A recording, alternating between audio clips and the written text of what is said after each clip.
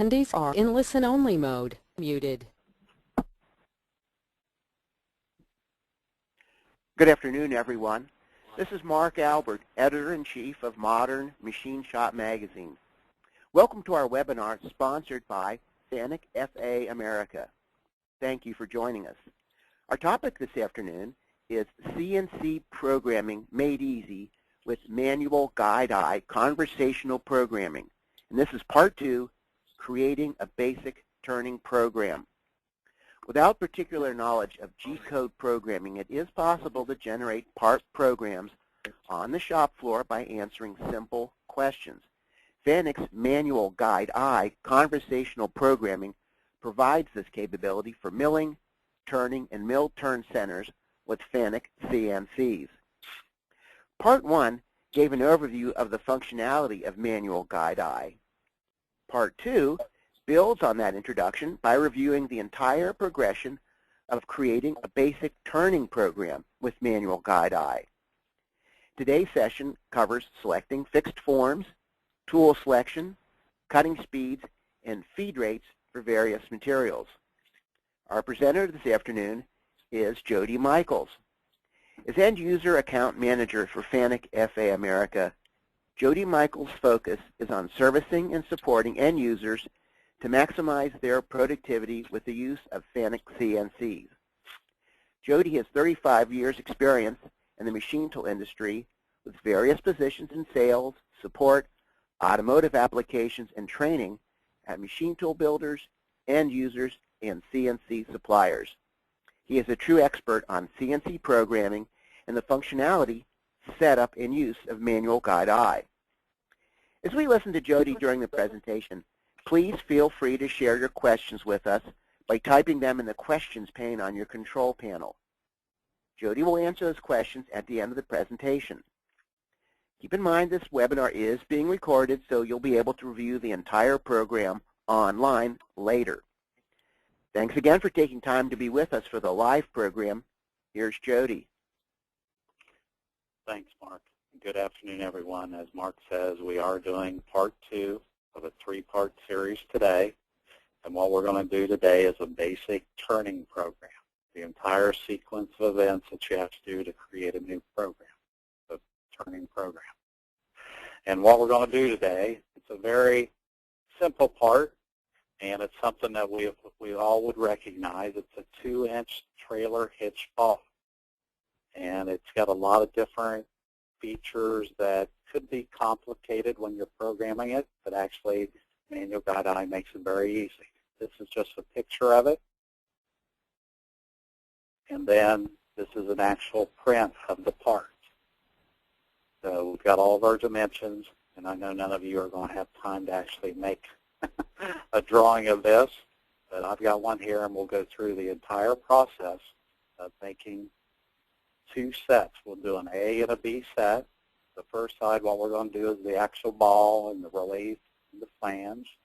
And then on the B set, what we'll do is the left-hand side where we actually turn down the diameter and chase the thread on the back side. And again, what we're going to do today is like what we did a few weeks ago when we did the setup.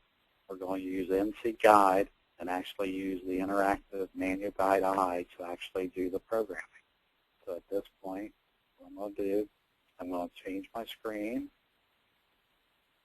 switch programs, and we actually go into the NC Guide. And now to start a new program, you always want to go into the edit mode. And when we go into edit and go left shift, so this will typically be the screen when you first go into the edit mode. And what we want to do to start a program, you press the new program soft key, and then you give it a number.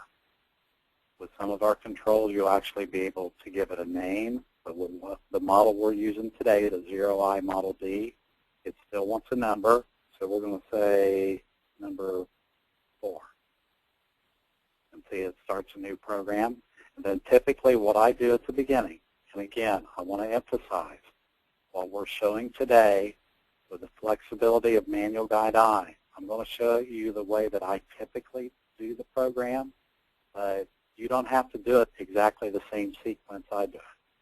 once you start using Manual Guide I, you're going to come up with your own methodology of how to make a program. And, that's fine with me. You don't have to do it. It doesn't have to be my way. But at this point, here's what I do. Usually I'll go into the O list where you can edit a comment, and then I'll put a description of what we're doing. 2 trailer hitch. And enter that. And then when we go back into our program, see it puts a description there in parentheses. So that's how we start our program. Now the next thing I typically do is go right shift, go into our start soft key, and there we have a tab to the right that's called blank. What we need to do is define the material that we're going to make this part from. And this is only for simulation. It doesn't have anything to do with actually cutting the part. It's only for simulation when we get done actually making the program. And what we're going to do is a cylinder blank figure. We select that, and it will automatically default to whatever you entered into these fields the last time. But I know for the part that we're making today, it's 3-inch diameter, so you type in 3, input, then the length is 5 inches, input, and then the work origin Z, that's just asking what the face of the part is. And we're going to face the end of the part like you typically do on a lathe to set up a datum point at the end of the part. So I'm going to say we're going to have 100 thousandths on the end of the part. Input that, and then press the Insert Soft key. It's important whenever you're inputting information into a cycle in Manual Guide I that you use the Input hard key to put in information and only use the Insert Soft key when you're done. So if you try to press Insert to actually put the information in the field, it'll try to input the entire thing into the program, and you won't be done, and you'll get an alarm. So at this point, we press Insert. So at this point, we've got 2 lines in our program, and it's just one is the program number, and the next one is the actual blank. And you see it gives a description of what that G code is down here, G1900 cylinder blank figure. So you can understand what that is. Now at this point, we have to go into our fixed form soft key, and this takes us into the fixed forms we developed in our first part of our series. So now at this point, what we want to do at the beginning of any program, you're going to have start lines where you just modal commands that you want to make sure that are in effect. And as you can see, we have an alarm that says imperfect word must be changed. And the reason that is, in our start lines, there are certain places where I leave question marks so that you can go in and put in what information that you want there. Because right there, it's going to start up the spindle. It will say S100, alter. You just highlight it with a cursor, type in what you want to change it to, press the alter key, and it changes it. And it's asking for a feed rate. Now this feed rate, you would think you wouldn't have to do this because you're going to put a feed rate in the cycle. But if you don't put a feed rate here, occasionally, if the control does not pick up a default feed rate when you go to run the program, you'll get an alarm saying no feed rate commanded. So that's why I always try to put this in my start line, just to keep you from getting an alarm further down the line. So it makes it very helpful to do this at the beginning. So we'll say 0.01, alter again. So now we put our start line, then we go back to our fixed form. We want to do a tool change. We insert that, and again, we get the imperfect word must be changed. And see, if I put tool with a T number with question marks, because I didn't know what tool I was going to use. But I know for what we're going to create today that we have to have a tool that has some relief on the back side. So I know that's 3. Tool number 3, 0303, alter. And then I usually put a description. So I know that's a 55-degree tool. I don't spell very well. And then alter again. And so now, and the reason I do that is, say we run this program a year from now, we can go through and look at the tool descriptions and see like a tool list, so we can retool it. And then also, if we put the cursor over the entire line where the tool number is, see it gives a description. And if we press the input key, it takes us into our tool data screen. And we can see tool number 3 is a general tool with a cut angle of 93 degrees and a nose angle of 55. And that's the tool that I want. That's the tool I want to use to rough out this part. Now the next thing that I typically put in at the beginning of the program, again we go into fix form, and it's a positioning move. Now this is something that I do. If you read the Manual Guide I manual, it won't ask you to do this, but I like to do it because I like to ensure before you go into a cycle that I know exactly where the machine is going to go. I don't want to leave it to the leisure of the control itself to decide where that is. I want to go to a known spot. And, you know, like programming 101, typically you would go 100 thousandths above your stock and 100 thousandths in front. That's what I always do. X 3.1, then alter, just like before. Put the cursor over what you want to change, and then 0.1, alter again. So now we've called up the tool. We're at a clear position. So now at this point, what we want to do, we want to call up a cut speed for the material that we're going to cut. And the material we're going to use, this is 4142 preheat treated material. And most all of you are going to understand what that is. And let's see, I have a selection for preheat treated roughing cut speed. We insert that. And again, it says imperfect word must be changed. And it's asking us to give a spindle limiter. So we'll say we want to only go up to 1500 RPM. And alter again. So at this point, we've done all the preparatory work to get a tool, start the spindle, set up our cut speed, set up our max speed, and our feed rate. So now at this point, then we can actually go into the cycle to actually turn this part. So we go to cycle, and we want to go into turning. And turning outer rough is what we want to select.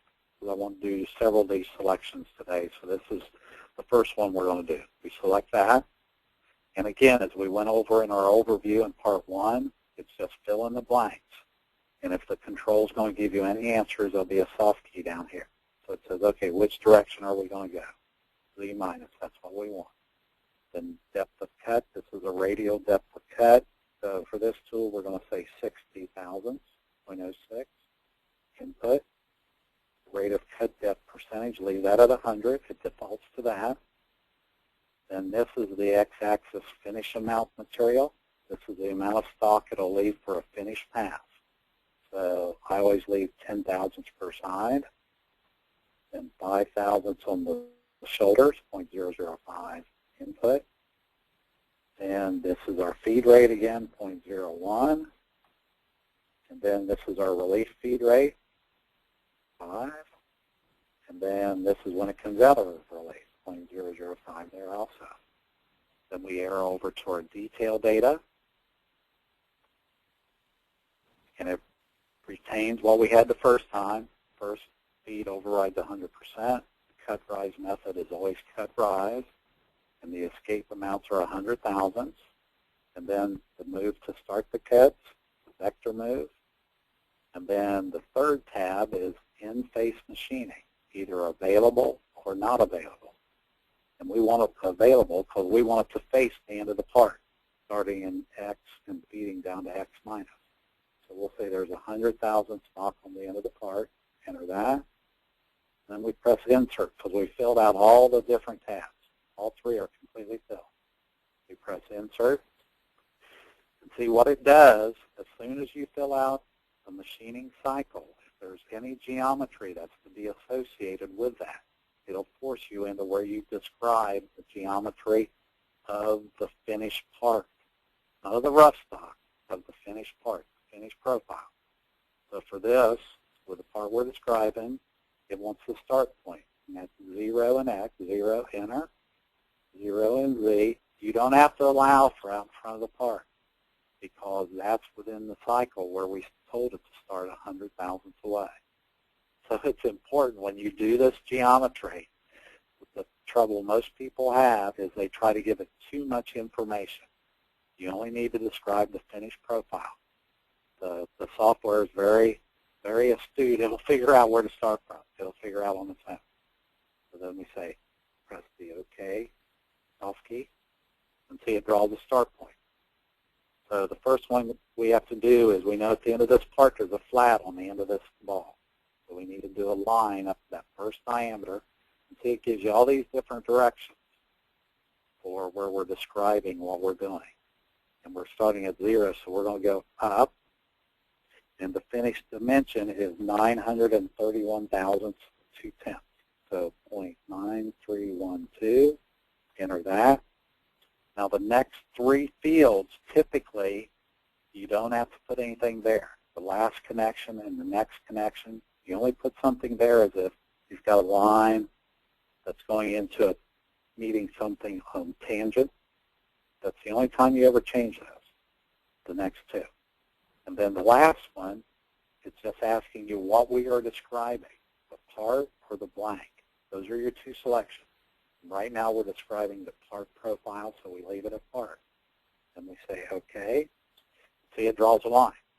And at this point, it doesn't really have any scaling because it's the only part of the geometry we've described. So now the next thing we want to do, we have to describe the arc. And it's a counterclockwise arc. So we press that. And within this, you see how all the first 5 fields all have asterisks. Because depending on your print, you can have a variety of different information here. So what we want here, we're going to tell it, we know the radius is 1 inch. Enter that. We know the center point is x0. And we know the center point in Z, if you draw a complete 1 inch radius, is minus 1 inch. And again, nothing in the next 2. And then the element type is the part again. And when we press OK, you see it draws a complete circle. The blue line is the straight line that we described.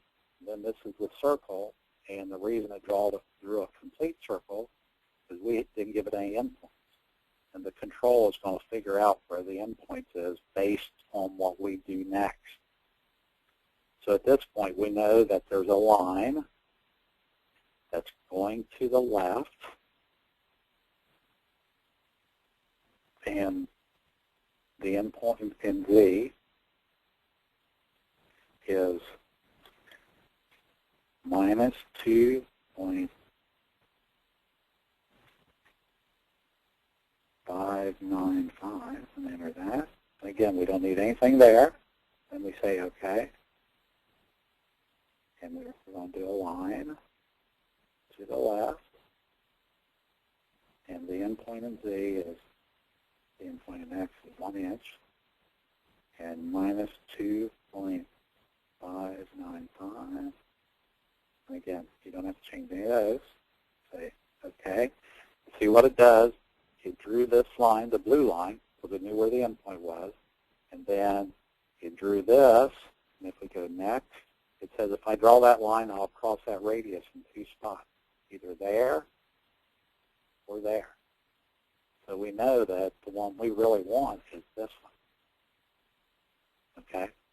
So we say select. See, now it draws all this correctly. And the reason we've got where the yellow is, that's where it's drawn the line. Now at this point, we say, darn it, we forgot at the end of this radius. You see up here at the top, it's showing all the different elements we're describing. At this point, we know that here, I'm supposed to put a radius at the corner of that, but I ignored it intentionally so we can go back and add it to show you how easy that is to do. So we know there's supposed to be a 1/4 inch radius at the corner there, so we put 250, enter, and then say OK. And see, it immediately adds the radius. And so now here we're to this shoulder. And now at this point, I know in this corner there's also a radius. It's a 450 thousandths radius. Enter that. Then say OK. Now the reason I didn't draw it yet is because we haven't told it which way to go yet. So we're going to do a line. And we're going to go up.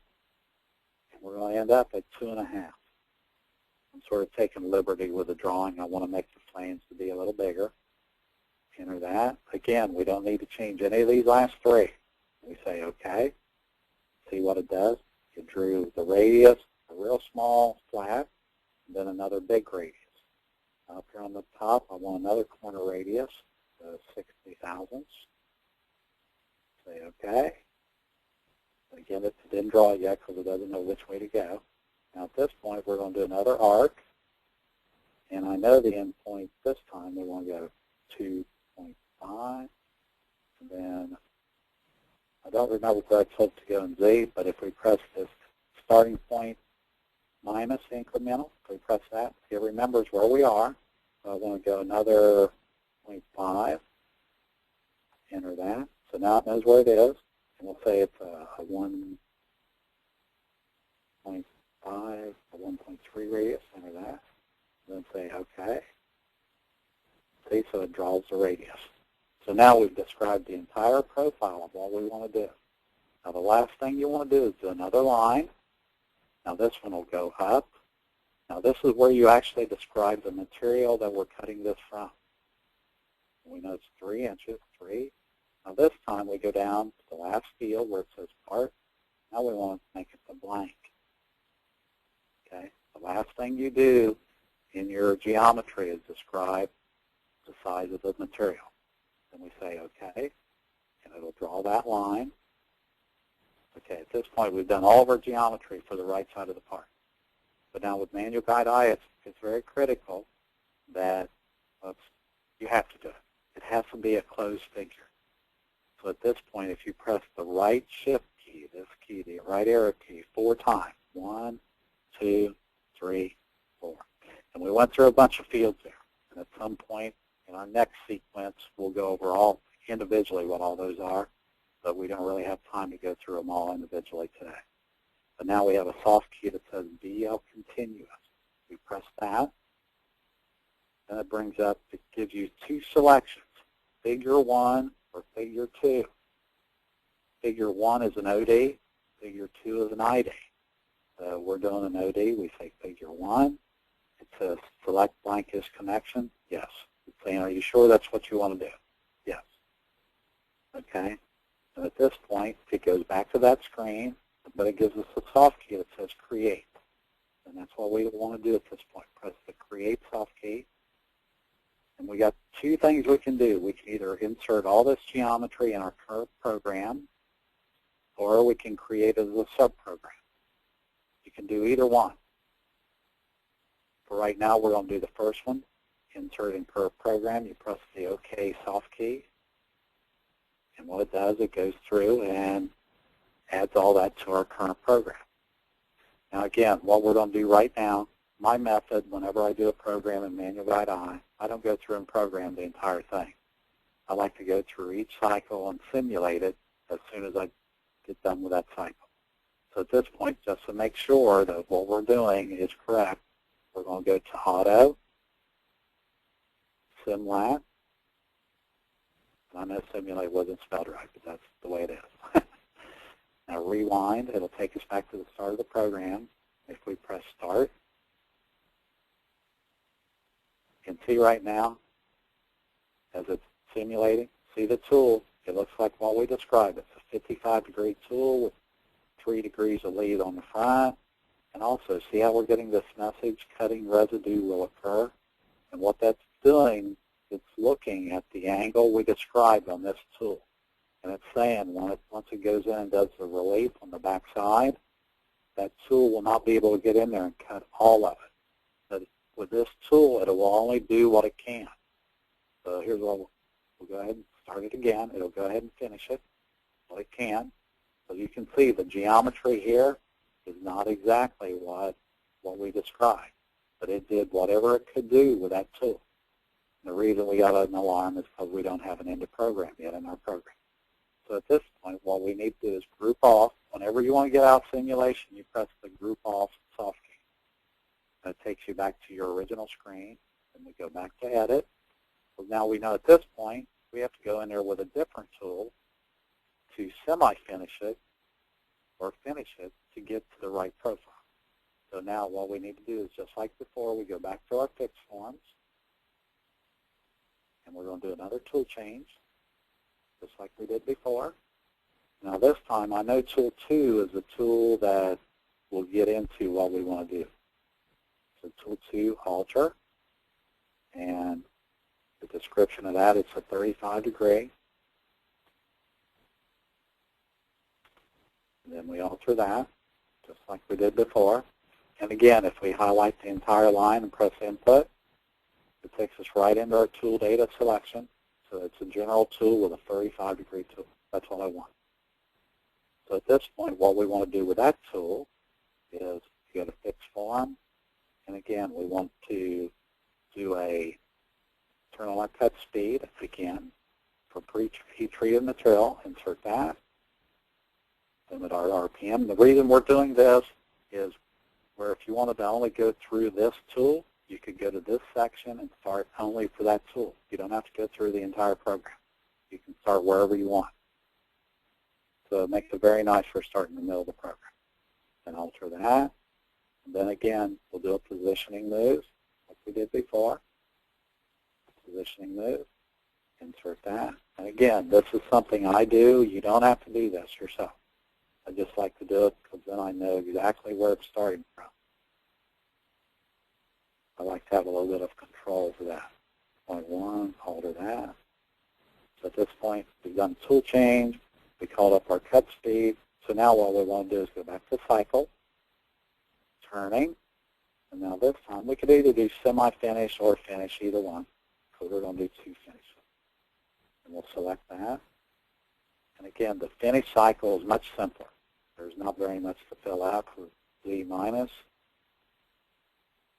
And a feed rate, we'll slow it down, enter that, then insert that. And again, see, it takes us into where it wants us to describe the finished profile again. But we don't want to go through all that hassle of drawing that again. So we'll say cancel, cancel. And now what we're going to do, we're going to up and copy where we described it the first time. So we go to 1450 will always be the beginning of it. And at this point, we're sort of locked up at this point. But let me see if I can set it off and start it back up and get back out of it. Sorry about that. Get back into the time. Sometimes it will go into a loop where sorry about that. Let me see if I let me get out of that. Yeah, see, it's sort of locked up in a loop. Yeah, I apologize for that. Let me just exit out of those and let me start it back up.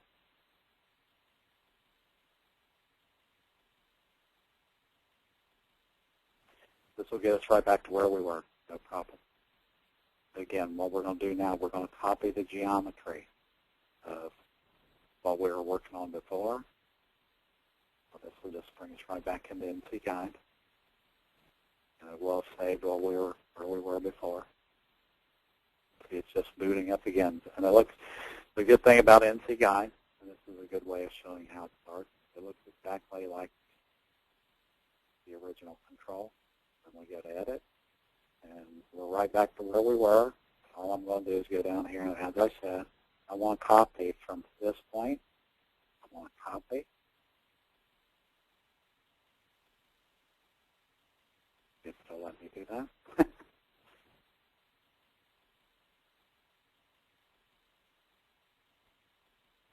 Okay. Let's try this one more time.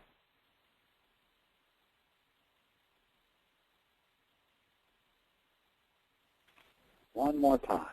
And I apologize for the delay here, but we'll get back here on track in a second. It'll boot up again. I'll do it differently this time.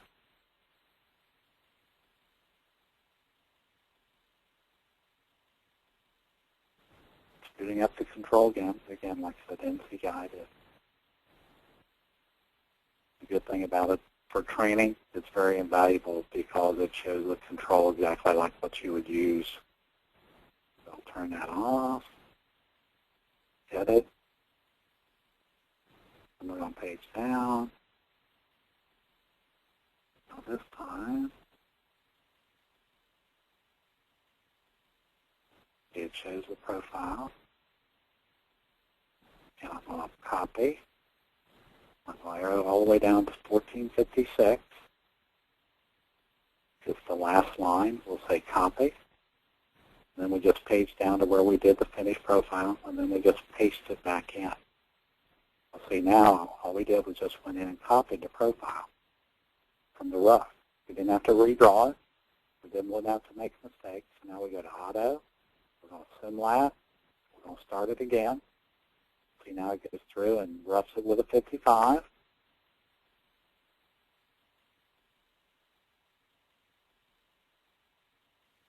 Now it goes in with a 35. So see, now it looks like the actual profile of what we wanted. So at this point, we've roughed it, we've finished it. So now the right end of the part is actually done. So now at this point, like I said, we go back to Group Off. So we know at this point, we go back to Edit, and we page all the way down. Now at this point, what we want to do is we go back to our fixed forms, just like before.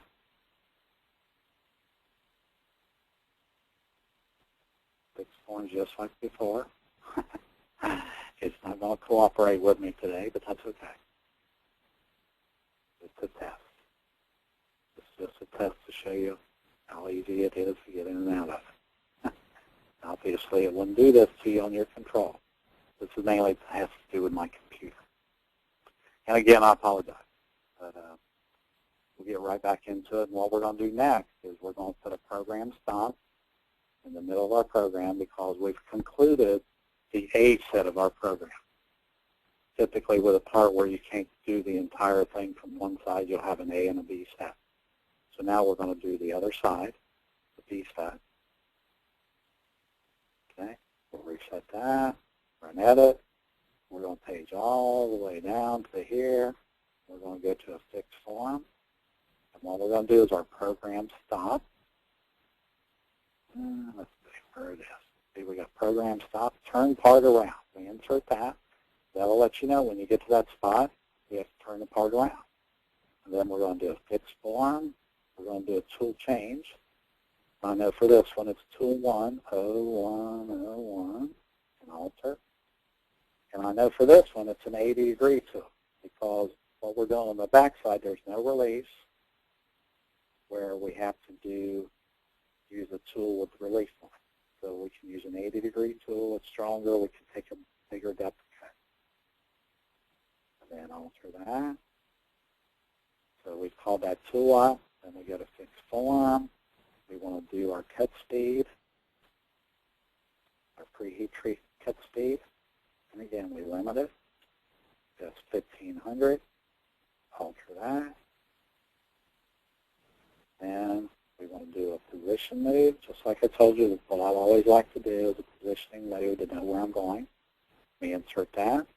And again, imperfect word must be changed, X 3.1. But we're still using the same material. Alter that. And Z at 0.1, alter that. Now at this point, we need to go in and describe our blank again. So it'll draw a new one for the back side. So like that. It retains what we had before. We still want to use that. Insert that. So at this point, we're ready to go in and do our cycle. So we do cycle and turning. Now this time, we're going to do outer rough and finish from the same tool. So we can use the same tool this time. So again, Z minus our cut direction. 0.1 is our depth cut. Finish stock 0.015 on this side. 0.005 on there. Our feed rate is 0.01, 0.005 on our other two. And then now this time that's for a finished feed rate, 0.004. And it defaults, it retains what we have on our detail. Then we always will say available for the face the end, 0.1, enter, and then insert. So again, now we have to go describe our profile. Now with this time, we go in, we're going to start at 0 again, and 0 and Z, and say OK. And then we'll do a line, and our diameter going up is 1 inch. 1 inch. We don't have to put anything on the next 3 just like before. But we do want to put a corner chamfer because we're going to chase threads on this side. So we'll put 0.125, an 1/8 inch wide chamfer. It'll be 45 degrees. Again, it didn't draw it yet because of it doesn't know which direction to go yet. So we say line to the left, and we'll say minus 1.575. Okay, again, we don't have to do anything for those.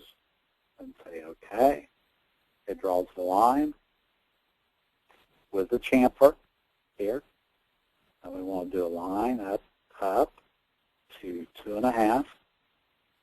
That's where we ended up on the other side. Say OK. So it draws that. We want to put another corner radius there, 60 thousandths. Say OK. It didn't draw that yet because we didn't know where to go yet. So a line to the left. And if we press the start point minus incremental, we press that, it remembers where we were. We want to go another 100 thousandths, so 0.1. It does the math for you. And again, this is still part. Okay, so it draws the small yellow line here. Now the last thing we want to do is we want to go up to our stock size, 3 inches. And again, but now this time it's the blank again, the blank. All right, so that's very simple. The last line is the actual blank side. And we say, OK. It draws that. So at this point, if you remember what we did on the other side, we have to close that figure. Again, it's right shift 4 times. 1, 2, 3, 4. DL continuous. Number 1 is an OD. Number 2 would be an ID. So it's still number 1. You say, yes, we want to select that. So we want to create. Now this time we're going to create a subroutine, a subprogram, just to show you what it does when you do that. And we're going to say 522 is our and thread. We're going to describe it. We say OK. See what it does instead of inserting all those lines within the program, it just puts one line. And it tells you what an M98 is. That calls a subprogram number 522. So at this point, we've done all the geometry for the backside. So we go into Auto, SimLab, Rewind, and Start. And it does all the first end. Does all the relief.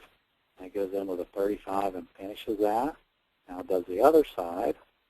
It turns it all down. So now we've done all that. So now what we need to do, turn group off, because now we've got to add a thread tool. I want to show you how easy that is to do. Thread. Today it's definitely bumpy here. It doesn't like me much today. That's all right. We'll get back out of it. Start it back up. And I apologize for this. It's got something to do with my computer. But now what we need to do next is add a thread tool and then do a thread. It's just 2 lines of code. Very simple. Very simple. So we go back into horizontal T. It brings NC Guide back up. Just like before. And all we need to do at the end of the program, as I said, is just add our threading tool, which I know is tool number 10. And so we go into our fixed forms. And we're going to do a tool change. And it's, like I said, it's tool 10. Alter that. We go over here and say that's a thread.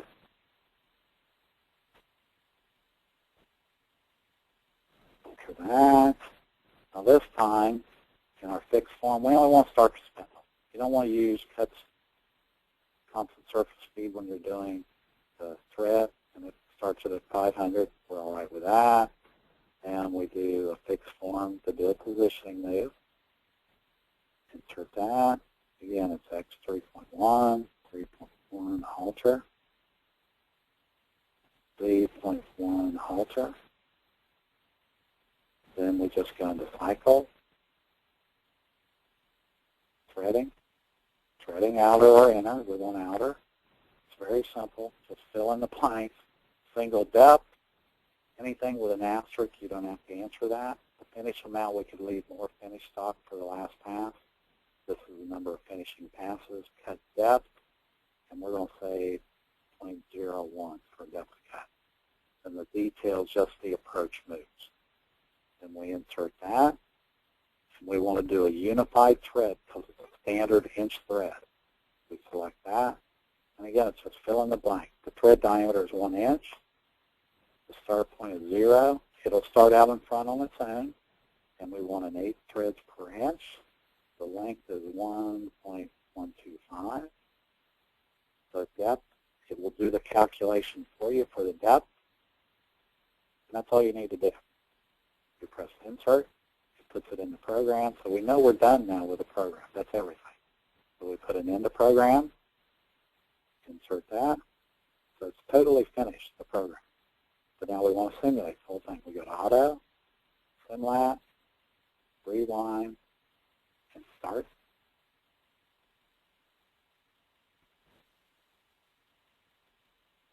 So it goes in and simulates the entire thing.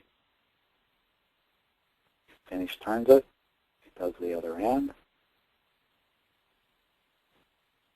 And it chases the thread. No problem. So at that point, then you could actually go, if you turn group off, it takes you back to this screen. We could rewind it. From there, you could actually put a part in the chuck, press cycle start, and it would actually go in and run the part. All right? But of course, we don't want to do that at this point because we're done. What we want to do right now is something I want to show you, and we're almost finished here. But, okay, you've run a part using the conversational. Now at this point, you say, now I want to convert it to a G-code program. And it's very simple to do that. At this point, we're in auto or memory or whatever your control might say. If you press the right shift key, you have a soft key that says NC convert. You press that, and it says, okay, give me a different number, 5. Okay, so now it's got a split screen. If we press start, see it's going through and reading the program on the right-hand side and creating a G-code program on the left side. And they're all just straight point-to-point moves. In turning, in drilling, it'll use drill cam cycles, and in threading, it'll use a cam cycle, like a G78 or a G92. But right now, it's actually creating a real G-code program on the left side, something you could take from this control or your machine that you're using, take it out of that and put it in another machine with a FANUC control that doesn't have manual guide on. You could use it. G-code is G-code. You could use it wherever you'd want. So it's very powerful that way. Now it'll take a few seconds for it to make the G-code program. I'll let it finish. And then the last thing I want to show you before we go into our questions, there's also a way where it will do a time study too, where say you're a small shop and you want to figure out how long it would take to make a part. It will do a time conversion too, based on whatever your cut speed and everything are. So if we press the return, and at this point, if we go to edit, okay, and you go right shift, okay, I need to go one back where it says Simlat. You go to Simlat, then right shift again, and we'll get to where we have a key that says insert time. Okay, we press insert, and it says machine time data is inserted. Okay, yes. And see what it did up here where it says time 7:55 A14. What that is The actual cut time is 12 minutes and 35 seconds, and the non-cut time is 14 seconds. And the reason that's so low is because in this simulator it does not actually have feedback from the spindle. So that's why. But with a real machine, it would have real values there. So at this point, that's all I really wanted to show today. I think we went through the entire process. We've gone through an entire program. So all I want to do here now is this, and we go right back into where we were. So I'll turn it back to Mark where we can go through any questions we might have. Okay, thanks, Jody. That was really interesting. I guess having sat through part one, part two, it just had a lot more to offer here. Yeah, we do have some questions, so we're going to jump into those. One of the questions is about cutting threads other than 30 degrees, and in parentheses, it's buttress or acme. Can you help us answer that one? Sure. So I think you noticed when we did the threading cycle on this particular part, it gave you several different choices about describing the thread itself. And within the general thread data, it's the most powerful because with it you can give it an X and a Z start point and an end point. So you can do angled threads that aren't typical tapered threads. And plus you can describe in your tool data the different angles of what the tool might be. Because, like with an acme thread, it's going to be like a 14.5 degree, it's 29 degrees is the total angle on the tool itself. So you can describe that, and then the control itself, the software will pick up that angle the way it feeds into the thread itself. So you just sort of got to play with it. Now with a buttress thread, most of my experience that I've had with those is typically like the backside angle is actually in the insert itself.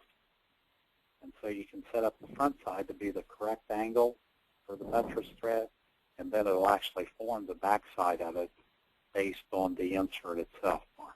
That's how it does that. Okay, good. Okay, another question from our attendees is, how about left-hand threads?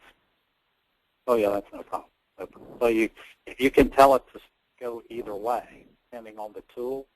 I'll say typically on a slant bed, if you're going to chase threads towards the spindle, towards the chuck, you'd have to have an upside-down tool. But if you have a tool that's right side up and go towards the chuck, it'll make a left-hand thread. So there's a lot of different ways you can do it. Different people, if they're going to use the same one or a left-hand thread, the same tool, they'll start to the inside and come towards the tailstock on the machine. Yes, it'll do left-hand threads, no problem. You can tell it to start wherever you want. So that's no problem. Okay. Question here. When doing profile of a part, would your line moves be opposite versus front or back turret? No, it would still be the same. It would still be the same. The way I've got, the software I did today was based on the turret being on the top. But it just swings it all the way around. It would still be the same. It would still be the same. Okay, all right. Judy, how about another question here is from a user, how do you cut and paste in manual guide eye? Well, that's very simple. And the easiest way for me to show that is to actually show it in manual guide eye. If we go back into it, and we're in a program, and we're in edit, let me turn the group off. Let's actually cut and paste. If we get to the first edit screen, you got copy, cut, and paste top keys here. If we go copy, and we just arrow down, copy, and it asks you to select a range, and then you just page down, and you can see what I'm highlighting, and copy that, and then you just page down to wherever you want to put it. I'll put it at the bottom of the program and just press paste. It's that easy. I mean, it's just like a word processor. So it's very simple. Very simple. Okay, good, good. Another question here, Jody, from our attendees. How about importing fixed forms? Yes, for that. This is, people ask this all the time, but you got to get to the right screen to do it. You have to be in Edit. You go right shift until you get to a setting, soft key, the soft key. You press that, and you pick whichever one you want to do, register fixed form sentence for current. Then you have an input soft key. So you press that, and like right now, mine is set up to where I'm looking at a memory card. If we page down through what's on my memory card, we have a file that's called fixform.dat. That's the fixed forms, and you just say input, and it inputs them into the control itself, in the menu.i. And what's good about it is the fixed form file, you can open that up on your desktop or your laptop because it's only a text file. And you could actually edit them offline and then put them back in the machine. So they're very easy to manipulate. Okay. All right, Jody, one more question here. How about changing parameters in Manual Guide I? Yes, you can do that also. And typically, you just go into System, and here, that takes you right into your parameters. Now, typically, the parameters for Manual Guide I, they're up in the very high parameter ranges. And that's one thing that I wanted to make sure I emphasize today is some of the things that I showed you today on my Manual Guide I might not necessarily be turned on your version of it. So there might be things that you might need to send us an email. And they're all there, they're just not turned on. So I'm glad somebody asked that question, because there are certain things that you need to turn on. Because different builders will have a different parameter content for Manual Guide I. Sometimes it's not the most optimized version of Manual Guide I. Okay, all right. Again, we have a little bit more time for few more questions. So if anyone wants to submit a question by typing them into the question pane on the control panel, we're going to try to get to those. And if we don't get to the question while we're on the air, we'll get to them later.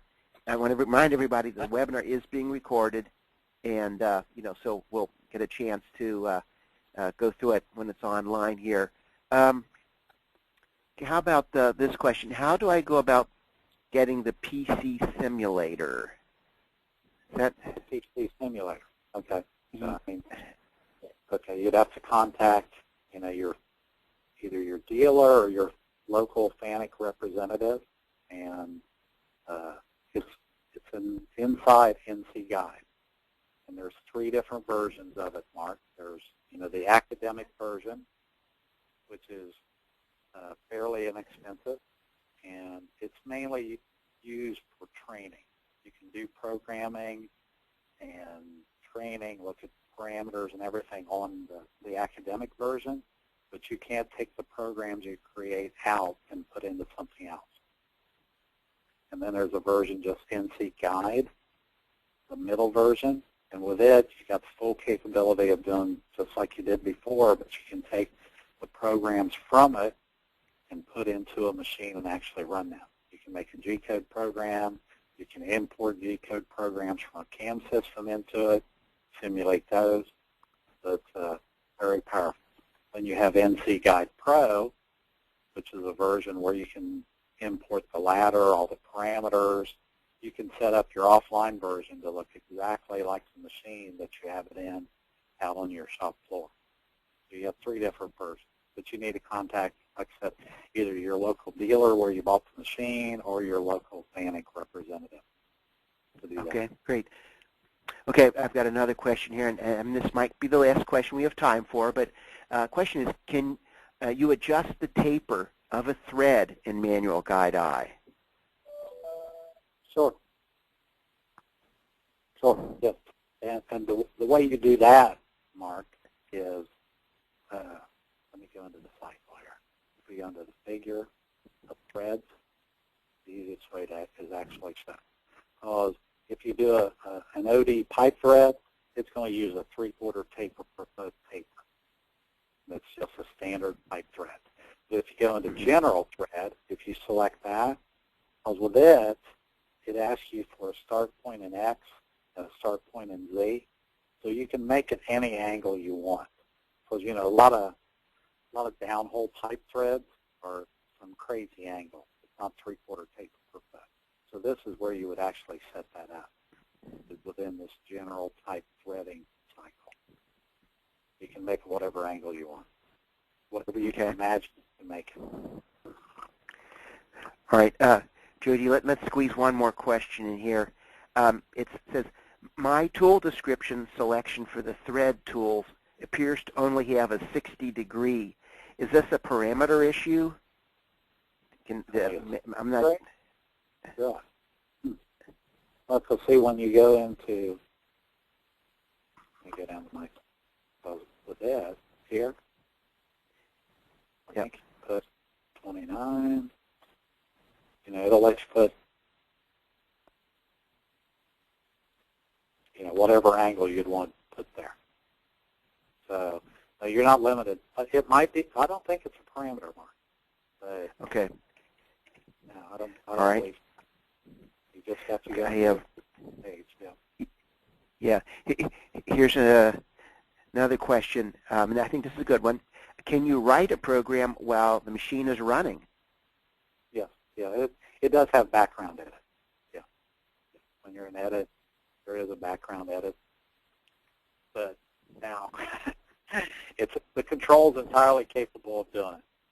But frankly, whenever I do training, I usually recommend to people that they don't do that, because, you know, anytime you got several different things going on and you're watching the machine run and you're trying to program at the same time, the machine will do it. The control will do it.